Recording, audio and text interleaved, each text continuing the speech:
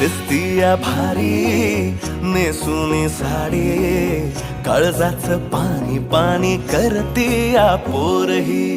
आता क्यूट वाली गावरान बोली, खट्याळ थोडी माझ्या काळजाची चोरही. थोडं माझ्या पिरामात पड तू ग बाई, खुळ्यागत झाला मन तुझ्याच पायी. आता मला लागली या लग्नाची घाई, भाई आता बोलू नको अग माझी राणी. होशील का या पठ्याची सोबर घरवाली.